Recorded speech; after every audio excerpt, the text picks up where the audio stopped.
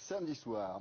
Les joueurs de l'équipe d'Algérie qui ont joué la Coupe du Monde en 86 et qui ont remporté la CAN en 90 reviennent dans l'actualité d'une façon tout à fait dramatique, puisque au moins 9 des joueurs de cette équipe ont enfanté des filles ou des garçons lourdement handicapés, que ce soit sur le plan physique ou sur le plan mental. Même si rien n'a été établi, il semblerait que des médecins russes aient donné des produits dopants à ces joueurs. Encore une fois, il faudra le prouver, bien sûr.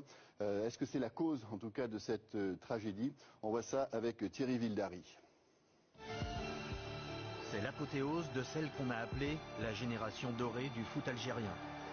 Ce 16 mars 90, emmené par son trio magique d'attaquants, Madjer, Menad, Oudjani, l'Algérie bat le Nigeria 1-0 et remporte sa première Coupe d'Afrique des Nations, la seule.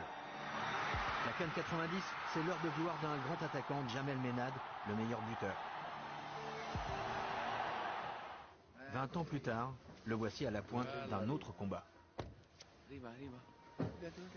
Elle est née avec cet handicap-là. Après les investigations, les contrôles, les examens et tout, on a trouvé que dans son cerveau, il manquait quelque chose, il manquait le corps calleux. Elle n'a pas d'équilibre, même quand elle marche, il faut la tenir, il faut la guider. Rima, sa fille, a 18 ans et Djamel, un doute sur l'origine de son handicap. On recherche les causes qui ont fait que nos enfants sont nés handicapés, avec des malformations, avec des manques. On se demande pourquoi. Dans cette équipe de légende, Djamel n'est pas le seul frappé par ce mal. Ancien milieu de terrain, Kassi Saïd, le père de Madina, handicapée elle aussi, a été le premier à tracer une relation entre sa carrière sportive et le handicap de son enfant. Le premier cas, c'était moi, c'était ma fille Madina qui est née handicapée. Moi, je me suis dit, bon, c'est le bon Dieu qui m'a donné ça, et ben, j'assume. Puis, au fur et à mesure, on découvre, chaque jour on découvre. Mohamed Chaïb, chargé d'alimenter les attaquants en bons ballons. Lui a eu 3 filles, toutes handicapées, une décédée. En tout, il compte 9 anciens internationaux de foot touchés par le même syndrome.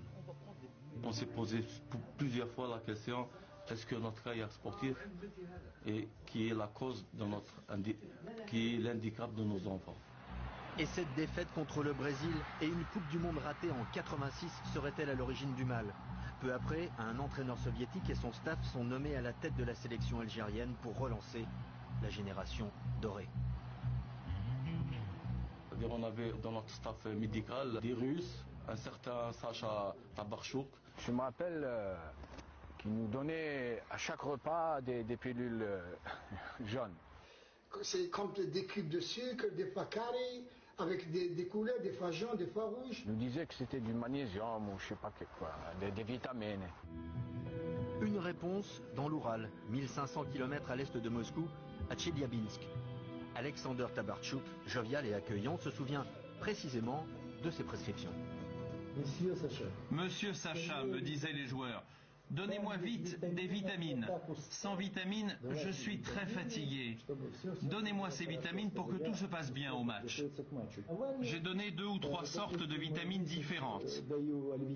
L'Alvitil, pendant 1 mois, ce sont des vitamines françaises. Elles sont toujours populaires ici en Russie.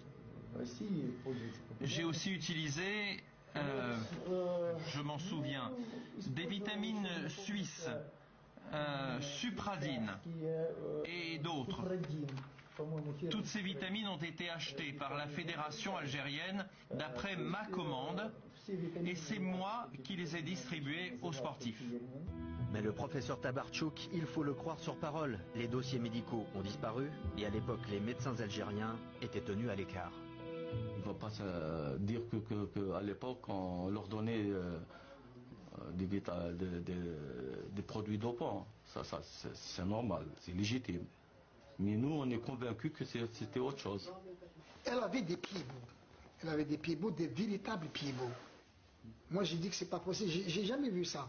Pour moi, c'était un monstre.